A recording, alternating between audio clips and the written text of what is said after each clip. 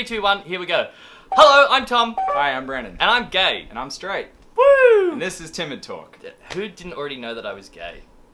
This is our very first episode, so for you, for anybody out there that hasn't met Brandon before, this is Brandon. He's one of my great friends. I think about a year ago, I did a few videos about the transformation that I did with Brandon's business, which is Zone, and through the whole past year, we've just developed a really good friendship and relationship, and we want to start bringing you cool content like this. We're not really sure how frequent it's going to be, but the idea of Timid Talk 1.0 is to pretty much test this and see if you guys like it. So, the premise of this little show we have here is we're having coffee, and I was just sharing with Tom how kind of proud I am of our friendship. You know, there was a time where I didn't have as much of an open mind to what it was like to be gay and to live in a society that still kind of demonizes something that is, in my opinion, biological.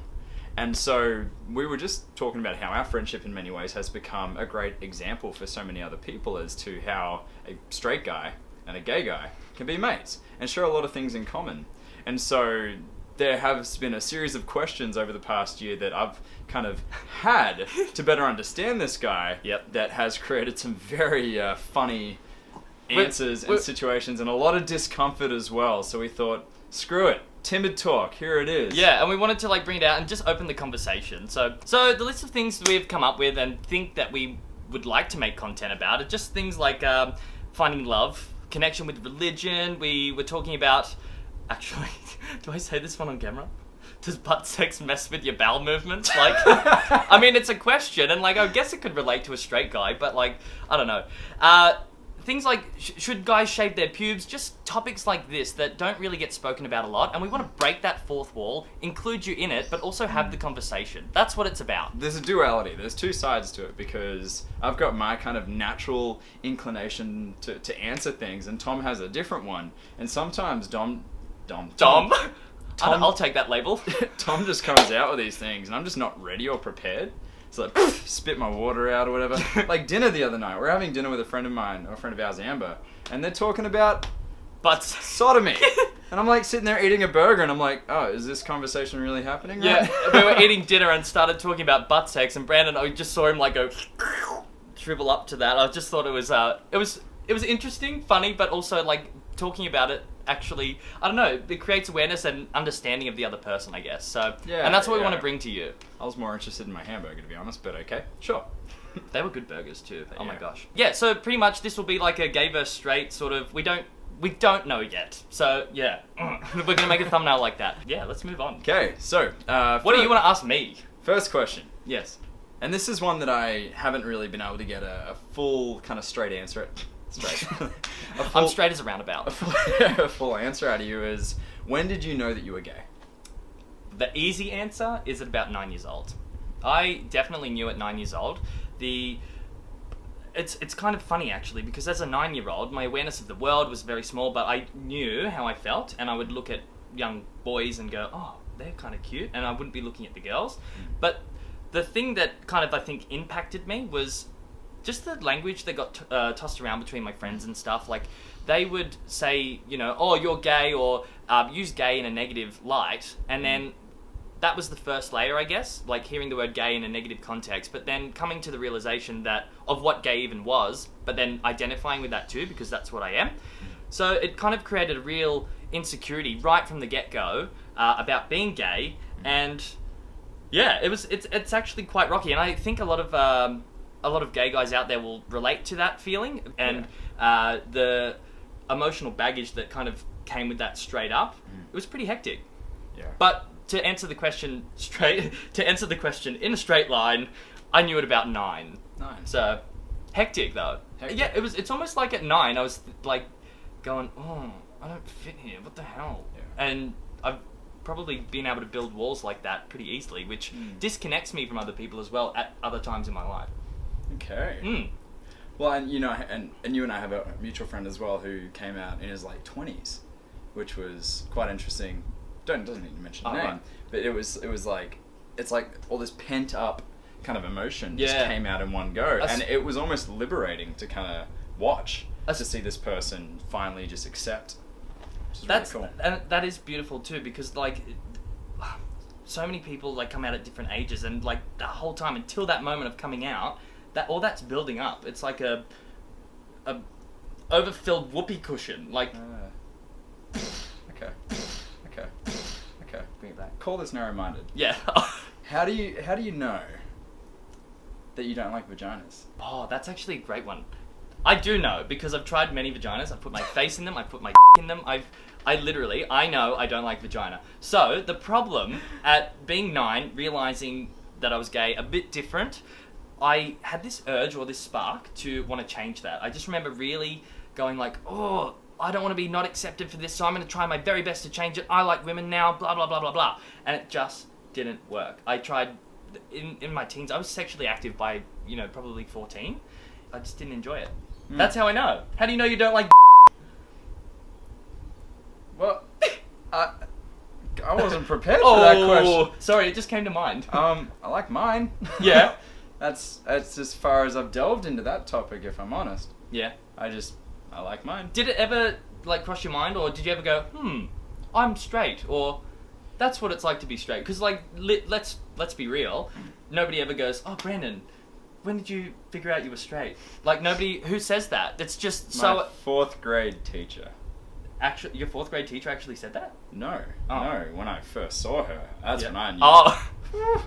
Good lord, she was hot. What do you mean? Well, I'm 4. I feel... Okay. Huh. Sorry, I'm just picturing it. No, don't say that. Oh my god. This is the beauty of Timid talk. Yeah. Because you never know which way it's going to go. I'm trying to keep this thing straight. Yeah, and Tom's sending this thing. I just want to bend it. Oh my god. That even made me feel uncomfortable. My gosh.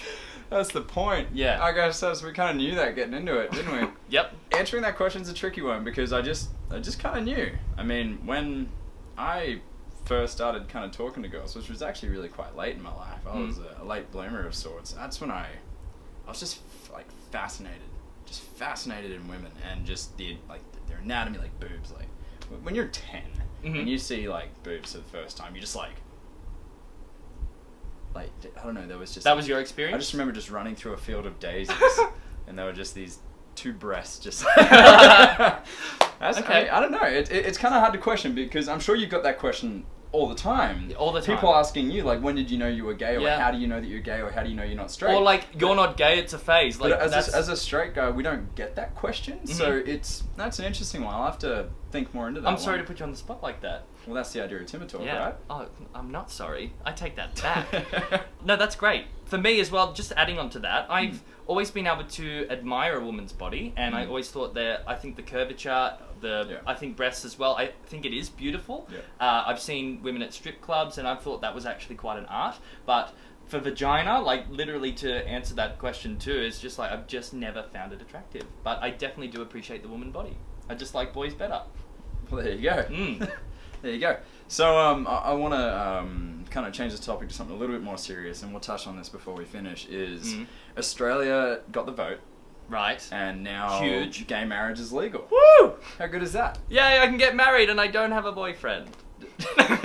Great. Yeah. No, I have a lot to say about that, actually. What are your thoughts on it first, actually? Let's go for the straight version.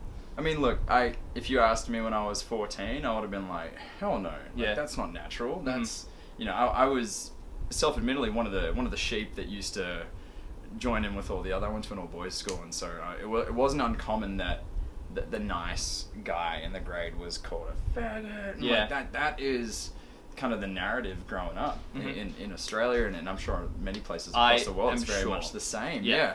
And so it for me, it's been a real kind of 360 of how I've come around to this. Like, of course, finding out that a close family member of mine is gay. Yeah. Hearing the struggles that he went through really kind of brought it back to kind of a human level for me. But also our friendship has kind of broken down those walls in a way to understand the greater impact. I was one of the people that was like, why on earth are we spending $122 million of taxpayer money on a vote, a plebiscite that doesn't even have kind of the real grounds to even affect any change, when in fact it did. Yeah, it sped up that process massively. And look, I think it's less about the legalities of being able to unify with another, to get a house loan and things like that. It's less about that and more about the collective consciousness growing and taking big leaps forward. And it's something that our little big country with our own little moat, keeping us away from those sheep shaggers in New Zealand and those Tasmanian people. Oh, who are they? Talk about them. Go, how narrow-minded are we? Yeah. And so, so yeah, I think that's kind of my spin on it. Cool. So I'm interested to hear yours, being the more affected by it. Exactly the same. You know, being able to get married to a male now, seriously, at this point in my life, makes zero difference. What difference does it make? Because I don't actually have a lover, a spouse, or whatever. It's cool that it's an option to marry and have legal rights to everything. Great. But what the plebiscite did, a lot of people were saying it's a waste of $120 million. But... Guilty. Yeah, and what it did, all it did was raise awareness. If you ask me, it's like a bargain. Like, that's cheap to educate a whole country on a topic, you know?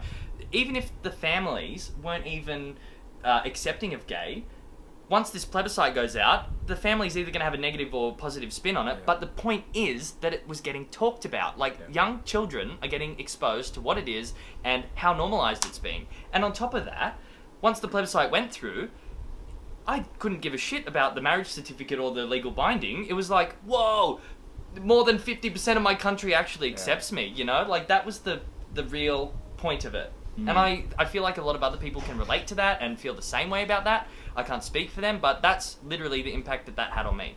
That's it. Very cool. Very cool. You know, I think it's interesting. I grew up with the books like Dr. Seuss and Green Eggs and Ham. Next thing you know, there's going to be a book like My Two Dads. Gay Eggs and Ham. Sure. Okay, no. Two dads. What? Siri. I figured as much, Siri. Oh my god. Get out of here. You're not even in What this a narrow-minded piece of trash. Get out of here. You're not Judging welcome here. She's judging everyone. Get out of here, Siri.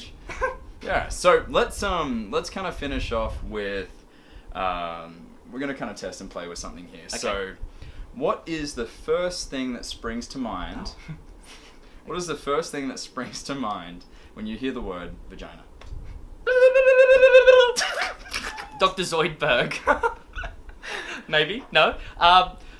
Don't ruin them for me. Yeah, okay. No, I have to respect that. No, the first thing I think of when I think of vagina, I just... actually, it's not like, ew, gross. It's just like, no. It's like, I like blue better than green kind of thing. Like, keep it. Well, I'm just not interested. Well, there you have it. Right on. Do I get to ask you one? Oh, What's this? What do you call this game? Let's let them answer. Can you? Question. Okay, yeah. What's this game called? We have to say a word, and the first thing that comes to mind, you have to spit it out. Yeah, and if you get this, and if you're the one that gives us the idea for the name, we'll actually answer one of your questions.